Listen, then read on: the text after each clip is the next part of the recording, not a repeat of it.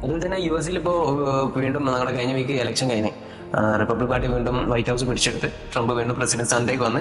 അപ്പോൾ അതിൽ എന്തൊക്കെ മാറ്റങ്ങളായി ഇപ്പോൾ മെയിനായിട്ട് നമുക്ക് ഇന്ത്യയിലും അതുപോലെ മറ്റുള്ള കൺട്രീസിൽ പല ചേഞ്ചസ് വരാം. അപ്പോൾ എന്തായിരിക്കും ഇപ്പോൾ മെയിനായിട്ട് നമ്മൾ ഇന്ത്യയിൽ പെർസെൻറ്റേജ് ഉള്ള കമ്പനീസ് ഉണ്ട്, ഇന്ത്യൻ കമ്പനീസ്. അവർക്ക് കുറേ ഓപ്പർച്യൂണിറ്റീസ് ഇനിയും കൂടാണ്. ഇപ്പോൾ സപ്ലൈ ചെയിൻ മേഖലയാണെങ്കിലും മാനുഫാക്ചറിങ് മേഖലയാണെങ്കിലും. കാരണം ഇപ്പോൾ ട്രംപ് ഒരു വാക്ക് പറഞ്ഞിട്ടുണ്ട് ഇലക്ഷന് മുന്നേ ആയിട്ട്, അതായത് കോർപ്പറേറ്റ് ടാക്സ് 21% നിന്ന് 15% കുറയ്ക്കും.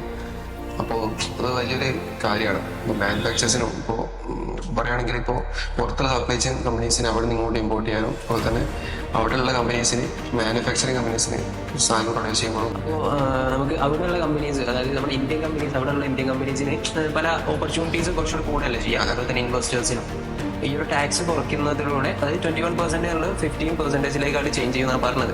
അപ്പോൾ നമുക്ക് കുറേ ഓപ്പർച്യൂണിറ്റീസും കുറച്ചുകൂടി ഇൻവെസ്റ്റേഴ്സും ഒക്കെ ഇതിൽ